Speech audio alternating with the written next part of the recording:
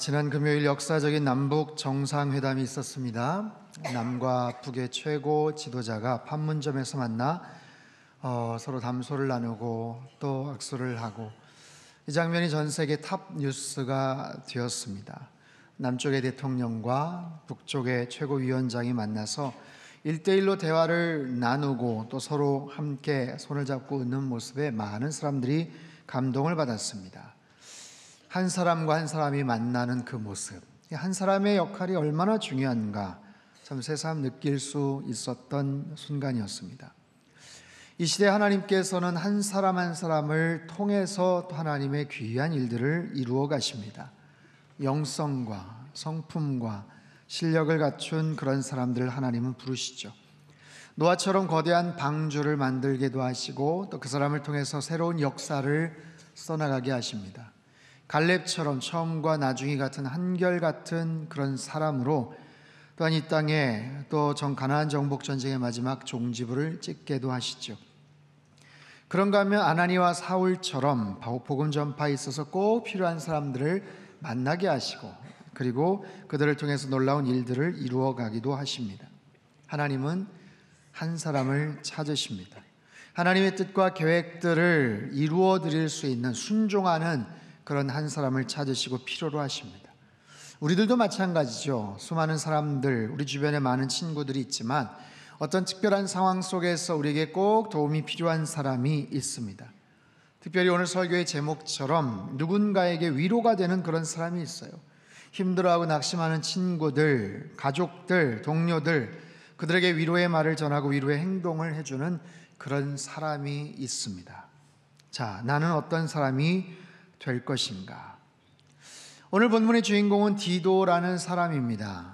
이 디도라는 사람을 살펴보기에 앞서서 먼저 사도 바울과 고린도 교회에 대해서 함께 살펴보기를 원합니다. 자, 사도 바울, 지난주에 우리가 함께 살펴봤죠. 2000년 기독교 역사의 가장 위대한 업적을 남겼던 하나님의 사람이고 위대한 크리스찬이었어요. 신약 성경의 절반을 기록했고 많은 교회를 세웠고 아시아와 유럽 쪽에 정말 열심히 복음을 전했던 사람입니다. 그의 인생에 많은 어려움이 있었습니다. 감옥에 갇히기도 하고 고문을 당하기도 하고 매질을 당하면서 때로는 돌에 맞아서 정말 죽기 일보 직전까지 갔던 그런 아슬아슬한 순간도 있었어요. 그런 숱한 육신적인 고난과 어려움이 있었지만 특별히 고린도 후서에는 사도 바울의 아픈 마음이 담겨져 있습니다. 지금 그는 감옥에 들어가 있거나 매질을 당하는 상황은 아니에요. 그럼에도 불구하고 굉장히 속상한 마음, 그리고 영적으로 심적으로 아주 지쳐있는 그런 상황 속에서 편지를 씁니다. 자, 고린도후서 7장 5절 말씀 우리 같이 한번 읽겠습니다. 시작. 우리가 마게도냐에 이르렀을 때에도 우리 육체가 편하지 못하였고 사방으로 환난을 당하여 밖으로는 다툼이요 안으로는 두려움이었노라. 자, 이 말씀이 어떤 배경하에서 말하고 쓰여지고 있는지를 한번 살펴보죠. 지도를 한번 띄워주세요. 자, 왼쪽에 보면 고린도라는 지역이 나옵니다. 동그라미를 쳐졌죠. 저 위쪽에 마게도냐 있고요. 가운데는 에베소라는 곳이 있어요. 사도 바울이 3차 전도 여행에 에베소에서 머물고 있고요. 2차 전도 여행 때 복음을 전해 세웠던 고린도, 그 지역에 편지를 씁니다. 에베소에서 고린도 그쪽에다가 편지를 써요. 그게 이제 고린도 전서인데, 자, 저 상황들, 저 위쪽에 마게도냐라는 그런 곳 있는데 잘 한번 머릿속에 한번 기억을 하세요. 자, 이 고린도라는 곳은요 그리스 본토에 연결이 되어 있어요. 에게해와 아드리아해의 좁은 지역에 위치한 항구 도시입니다. 가장 가까운 곳에 레기온과 겐그레아라는 큰 두 개의 항구가 있습니다. 유럽 쪽의 끝부분에 있고요, 또 아래쪽에는 아프리카가 있고요, 또 동쪽에는 아시아가 있어요. 그것이 서로 맞물려 있는 그런 곳입니다. 항구 도시죠. 무역과 또 여러 가지 교역들, 또 그런 여러 가지 온갖 상품들을 들여오는 그런 상업 도시입니다. 경제적으로 상당히 풍요로웠겠죠. 그리고 여러 가지 문화와 문물과 또 종교가 같이 모여지는 그런 곳이어서 혼합 종교의 중심지이기도 했어요. 아크로폴리스 언덕 위에는요 아프로디테라는 여신을 숭배하는 큰 신전이 있는데, 그 당시에 그 안에 무려 1천여 명의 매춘부들이 상주하면서 음란행위를 했다는 거예요. 아주 음란한 곳이. 도시 남쪽에는 여관과 술집들이 많았기 때문에 온갖 향락들, 퇴폐적인 문화로 시끌벅적한 그런 타락한 도시였습니다. 오죽하면 헬라어로 코린티아즈마이, 이걸 뭐냐면 고린도처럼 행하다라는 뜻인데, 고린도처럼 행하다라는 말은 그냥 흔히들 그렇게 이해를 해요. 매춘행위를 하다라고 그렇게 아예 이해를 할 정도로 그 지역이 얼마나 문화적으로 타락한 도시였는지를 알 수가 있어요. 그곳에서 사도 바울이 사역을 합니다. 이전에는 경험하지 못했던 퇴폐적이고 아주 향락적인 그런 도시에 교회를 세우게 돼요. 교회를 세워서 열심히 사역을 했지만 너무나도 척박한 도시 환경과 그리고 또 주변에서 방해하는 사람들로 인해서 아주 힘겹게 사역을 합니다. 때로는 굉장히 두려움도 느끼고 또 용기를 잃어버릴 때가 있었어요. 결국 사도 바울은 1년 6개월 목회 사역을 하고 그곳을 떠납니다. 직접적으로 교회를 떠난 이유를 알 수는 없지만 아무튼 사도 바울이 떠나고 나서 고린도 교회는 아볼로라는 새로운 목회자가 부임을 하게 돼요. 시간이 좀 지나고 나서 고린도의 좀 미숙한 성도들이 자꾸만 떠나간 사도 바울과 새로운 아볼로를 비교를 합니다. 서로 단점들, 부족한 점들을 자꾸만 공격을 하고 파당을 이루어요. 상대방을 비방하고 트집을 잡고 깎아내립니다. 그리고 대부분 영적으로 아주 미성숙한 그런 사람들이었기 때문에 교회에서 치러졌던 성찬 예식이나 또 말씀에 대한 부분이나 우상에게 바쳤던 제물을 먹을 것이냐 말 것이냐, 여러 가지 모습의 은사에 대한 해석, 그리고 부활에 대한 여러 가지 믿음과 그 생각들이 굉장히 많이 논란이 생기면서 많은 혼란과 이야기들을 쏟아냅니다. 그런가 하면 교회 내 성도들 안에서도 여러 가지 음란하고 부도덕한 일들이 막 이루어지고 있는 거예요. 그리고 서로 싸우고 고소를 하고 세상 법정에 출두를 하고, 더 나아가서 자기들끼리만 싸우는 것이 아니라 바울 사도를 향해서 공격을 하고 비방을 하는 지경까지 이르렀습니다. 얼마나 기가 막혀요. 사도 바울이 그 소식을 에베소에서 듣고 속상하고 안타까운 마음에 편지를 씁니다. 굉장히 공을 들였고 사랑했던 그런 교회였지만 마음이 아픈 거예요. 그래서 처음에는 그들의 잘못된 부분을 교정을 하고 정말 몰라서 물어보는 질문에는 여러 가지 정성껏 답변을 하고 그러는데, 그래서 교회 안에 문제가 잠잠해지고 분파가 좀 사라지기를 소망을 했는데 이건 웬걸요.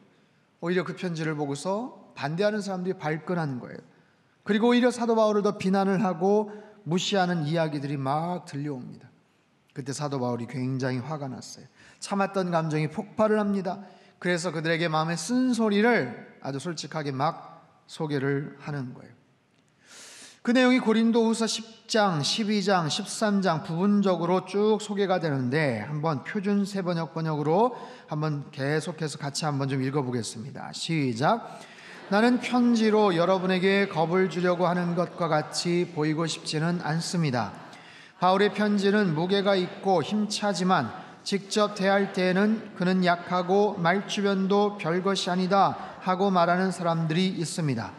나는 어리석은 사람이 되었습니다. 여러분이 나를 억지로 그렇게 만들었습니다.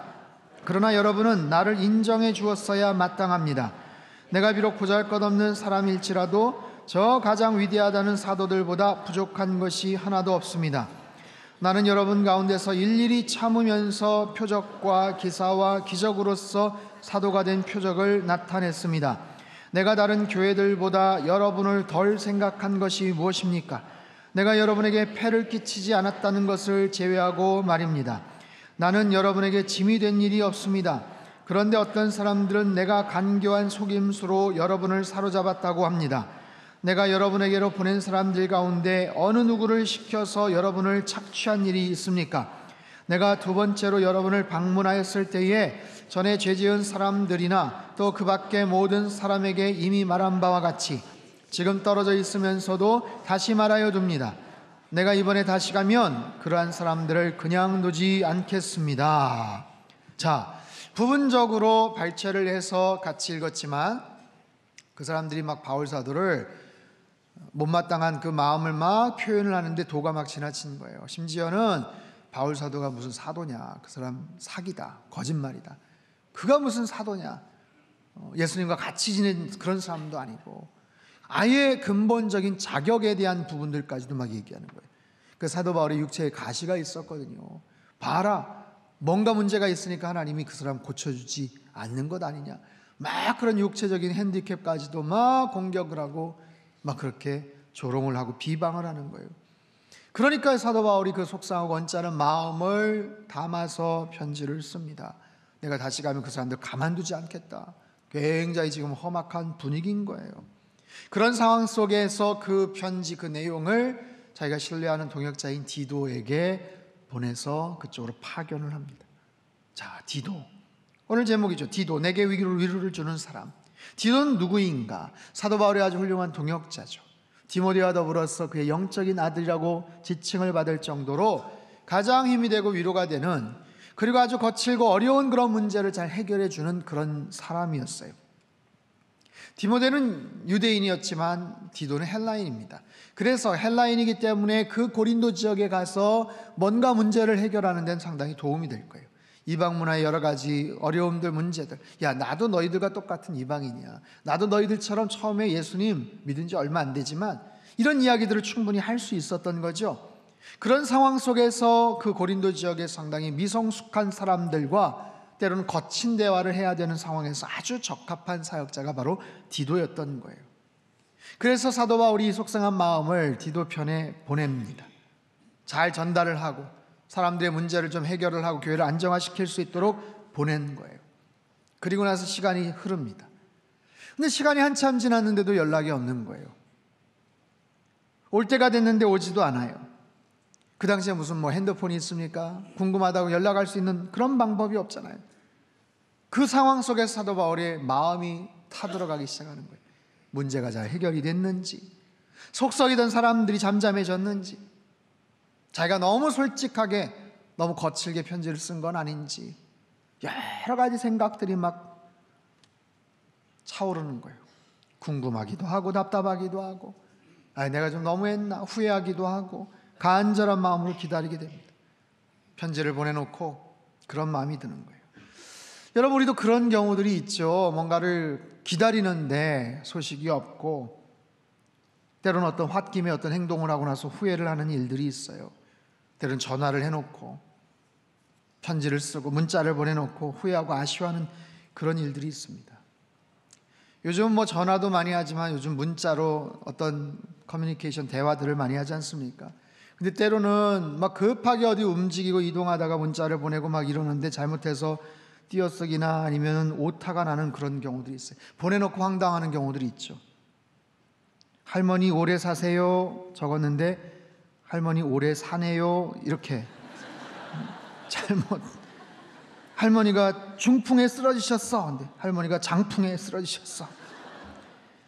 헤어진 남친에게 속상한 마음으로 어떤 자매가 오빠 나 오늘 또 울었어 했는데 오타가 나서 오늘 또에다가 이응이 돼가 잘못해서 똥 울었어. 아무튼 이상하게, 아무튼 얼마나 망신스러워.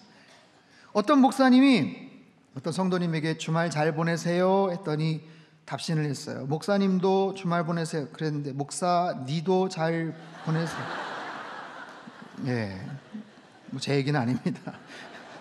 아무튼 보내놓고 후회하고 이거 아니에요 취소해요 이래봐야 소용이 없죠. 이 바울 사도가 그런 거예요. 고민을 하는 거예요. 괜히 보냈나, 후회도 되고 속상하기도 하고. 그런 상황에서 사도 바울이 기다리지를 못합니다. 그래서 결국 에베소를 떠나서 북쪽으로 여러 사역지 알고 있는 교회로 움직이고 가는 거예요. 그래서 마게도냐 지역까지 갑니다. 사진을 다시 한번 띄워주세요. 에베소에서 드로아 쪽으로 가서 거기도 안 왔다고 하고 디도를 못 봤다고 하고, 그래서 바다를 건너서 그쪽에 빌립보, 데살로니가, 마게도냐 지역이거든요. 그쪽까지 가서 혹시 디도가 이곳에 왔습니까? 그런 상황이에요. 근데 그런 간절한 마음으로 궁금한 심정으로 갔는데 그 마게도냐 지역에 어떤 교회에서 머물던 사도 바울을 드디어 디도를 만나게 됩니다. 마침내 디도를 그곳에서 만나는 거예요. 자, 6절과 7절 말씀을 같이 한번 읽겠습니다. 시작. 그러나 낙심한 자들을 위로하시는 하나님이 디도가 옴으로 우리를 위로하셨으니 그가 온 것뿐 아니요 오직 그가 너희에게서 받은 그 위로로 위로하고 너희의 사모함과 애통함과 나를 위하여 열심 있는 것을 우리에게 보고함으로 나를 더욱 기쁘게 하였느니라. 디도를 만났는데 편지 내용을 잘 전달했다는 거예요. 반응이 어떻으나 문제가 잘 해결이 됐습니다. 내가 너무 심했던 거 아닌가? 괜찮다고. 그 사람들이 그거 보고 잘못들 뉘우치고 잘못한 사람들 나무라고, 그래서 문제가 굉장히 잘 해결이 됐습니다. 여러분, 바울이 얼마나 그 이야기를 듣고 위로가 됐겠어요. 감사합니다 주님. 너무 감사한 거예요. 큰 위로가 되는 거예요. 디도를 만난 것 자체가 위로가 되는 거예요. 그를 통해서 받은 그 메시지가 너무 큰 위로가 되는 거예요. 오해가 풀렸고 섭섭했던 감정이 이제 풀려진 거예요. 그래서 사도 바울이 얼마 후에 직접 고린도 지역을 방문을 합니다. 그리고 그곳에 가서 다시 화해를 하고 만나고 그랬겠죠.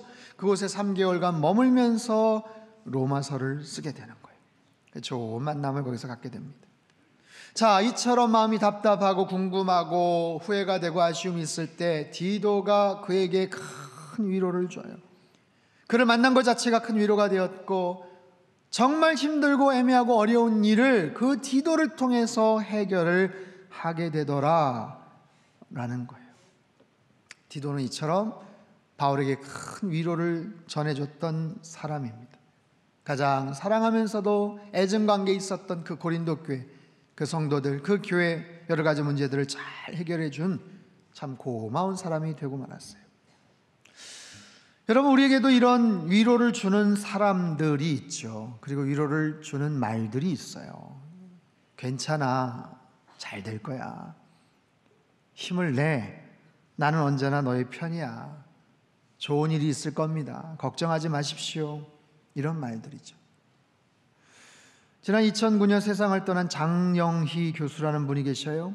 어릴 때부터 알았던 소아마비 장애를 극복하고 영문학 교수로서 후학을 가르치고, 그리고 책을 많이 쓰셨는데 여러 가지 책들, 영문 시집 번역도 하고 에세이를 썼는, 특별히 에세이가 참 많은 사람들에게 감동을 줬어요.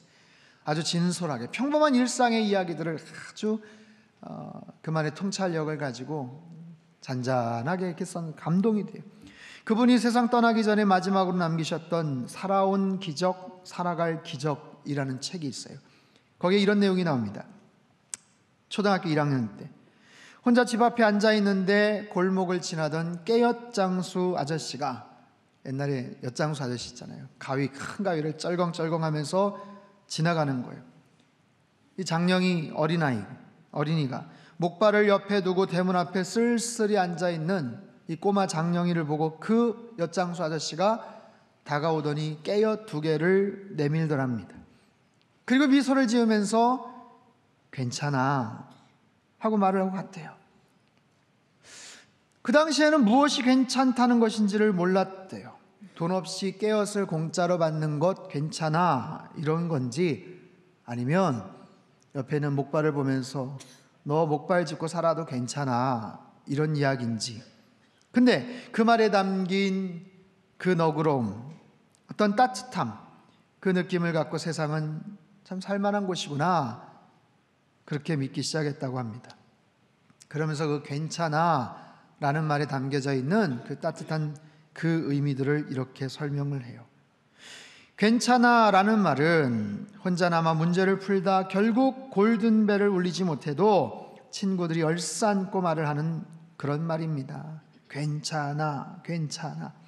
괜찮아라는 말은 2002년 한일 월드컵 때 4강전에서 패배하고 그라운드에 쓰러진 선수들에게 수많은 관중들이 했던 말입니다. 괜찮아, 괜찮아. 그만하면 참 잘했다고 용기를 북돋아주는 말입니다. 너라면 뭐든지 눈 감아줄게 하는 용서의 말입니다. 무슨 일이 있어도 나는 너의 편이니 너 절대 외롭지 않다 하는 격려의 말이기도 합니다. 지금은 아파도 슬퍼하지 말라는 나눔의 말이기도 하고 마음으로 일으켜주는 부축의 말입니다. 이제 너도 다시 시작할 수 있다는 희망의 말입니다. 괜찮아, 조금만 참아, 이제 다 괜찮아질 거야. 이 짧은 3글자의 괜찮아 라는 말에 이런 큰 격려와 위로와 따뜻함이 담겨져 있어요. 우리 옆에 계신 분들이 그렇게 한번 말해볼까요? 괜찮습니다. 힘내십시오. 우리가 살면서 어떻게 모든 걸 다 완벽하게 잘할 수가 있겠어요? 원하는 대로 어떻게 다 모든 걸 다 이룰 수가 있겠습니까? 그래서 그런 상황에서 우리는 누군가의 격려와 위로와 어떤 소망과 용서의 말들이 필요한 거예요. 때로는 사도 바울처럼 간절하게 원했던 일들이 이루어져서 위로가 되는 경우가 있어요. 아니면 반대로 간절하게 원했던 일들이 이루어지지 않아서 낙심하는 사람들에게 그런 위로의 말이 필요할 때도 있죠. 때로는 별다른 문제를 해결해 주지도 못하고 도움되지도 못하지만 그저 함께 있어주는 것, 그냥 이야기 들어주는 것, 조용히 어깨를 두드려주는 것만으로도 큰 위로가 되는 경우가 있어요. 힘내라 보다도 힘들지, 이런 말이 필요할 때가 있어요. 하나님은 우리가 그런 위로자가 되기를 원하십니다. 우리가 그런 위로자가 되기를 원하세요. 근데요, 우리가 말하는 위로의 메시지에는 참 한계가 있습니다. 이야기를 들어도 때로는 그 문제를 함께 해결해 주지를 못할 때가 많아요. 위로가 필요한데도 불구하고 때로는 가만히 그냥 듣기만 해주는 것도 필요한데 자꾸만 듣다 보면 뭔가를 자꾸만 얘기해 주고 싶은 거예요. 야, 너 그렇게 하면 안 돼. 너만 힘든 줄 알아? 사람들 다 힘들어. 그게 아니죠. 무슨 대단한 해결책을 주는 것도 아닌데 오히려 부담을 주고 더 구석으로 몰아가는 경우들도 있어요. 그래서 우리에게는 지혜가 필요합니다. 하나님의 말씀이 필요합니다. 때로는요, 어떤 장례식장이나 아니면 병원 신방에 가서 어떤 위로의 말씀을 전할까, 어떻게 위로를 전할까 하고 고민을 할 때가 있어요. 이번 주 생명의 삶 이사야 말씀 중에 저에게 큰 위로가 됐던 말씀이 있습니다. 이사야 50장 4절 말씀인데요, 같이 한번 읽죠. 시작. 주 여호와께서 학자들의 혀를 내게 주사 나로 곤고한 자를 말로 어떻게 도와줄 줄을 알게 하시고 아침마다 깨우치시되 나의 귀를 깨우치사 학자들 같이 알아듣게 하시도다. 아멘. 하나님께서 학자들의 혀를 나에게 주셔서 곤고한 자들을 어떻게 도와줄 줄 알게 하여 주옵소서. 여기서의 곤고한 자들이 누구예요? 위로가 필요한 사람들이에요. 도움이 필요한 사람들, 낙심한 사람들, 힘들고 지쳐있는 사람들.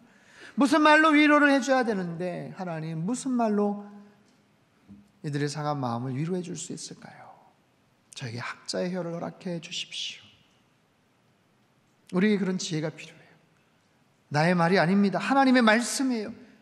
내가 함께 있는 것도 중요하지만 하나님이 그분과 함께하고 계시다는 것을 알려주는 것도 중요하죠.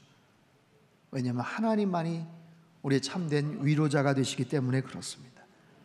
이사야 51장 12절 말씀 같이 읽지요. 시작. 이르시되 너희를 위로하는 자는 나 곧 나이니라. 너는 어떠한 자이기에 죽을 사람을 두려워하며 풀같이 될 사람의 아들을 두려워하느냐. 하나님 말씀하세요. 너희를 위로하는 자는 나다. 나 곧 여호와다. 내가 바로 너희들을 위로해 주는 참된 위로자가 된다. 너희들 어찌하여서 죽을 사람을 두려워하냐. 아무것도 아닌 그런 풀같은 사람의 아들들을 두려워하고 염려하냐. 왜 걱정하냐. 내가 너희들을 위로해 줄 수 있다. 주님 말씀하세요. 사랑하는 성도 여러분, 하나님만이 우리의 참된 위로자가 되심을 믿으시기를 바랍니다. 하나님은 그런 위로자로서 우리가 누군가에게 그런 위로자가 되기를 원하세요.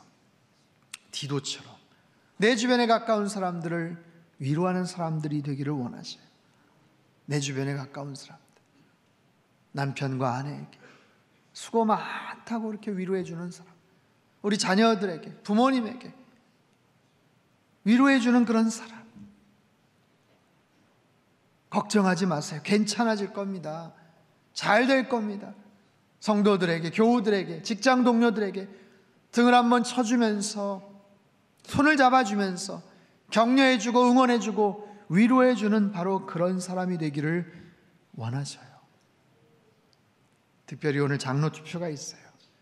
결과에 따라서 어떤 분에게는 그 결과가 큰 위로가 되기도 하고, 혹시 어떤 분에게는 누군가의 위로가 또 필요한 분도 계실 거예요. 중요한 것은 뭐냐면 몇 분을 뽑느냐, 누가 되느냐 안 되느냐, 이 모든 것들이 올해 우리 교회 표처럼 주님의 뜻 안에서 이루어지는 것입니다. 사람의 말이 아니라, 사람의 생각이 아니라, 사람의 입김이나 영향력으로 되는 것이 아니라 주님께서 세워주시는 일꾼들이 뽑히는 거예요. 그래야 우리 교회가 더욱더 주님의 뜻을 온전하게 이루어 나갈 수 있을 줄 믿습니다. 여러분 모두에게 하나님의 크신 위로가 함께 하실 수 있기를 바랍니다. 그리고 디도처럼 누군가에게 주님의 위로를 전하는 그런 하나님이 찾으시는 한 사람 되실 수 있기를 주님의 이름으로 축복합니다. 한 백성들에게 역사하여 주시옵소서. 주님 인도하여 주옵소서. 하나님 아버지, 하나님의 크신 위로가 필요합니다. 잘 하려고 했는데, 최선을 다하려고 했지만 때로는 원하는 대로 잘 되지 않아서 낙심하고 속상하고 마음이 아플 때가 있습니다. 주님, 우리의 마음을 위로하여 주시옵소서. 내가 너와 함께함이니라 말씀하여 주시고, 주님의 그 크신 은총으로 말미암아 새로운 힘과 능력과 소망을 간직하며 자리에서 일어설 수 있도록 도와주시옵소서. 주님, 우리 주변에도 위로가 필요한 사람들이 있습니다. 지치고 힘들고 수고한 사람들, 그들의 손을 잡아주고 어깨를 다독이며 수고했다고, 힘내라고, 잘 될 거라고 그렇게 위로하는 하나님의 사람들로 살아갈 수 있도록 주님 축복하여 주시옵소서. 존귀하신 예수님의 이름으로 기도합나이다.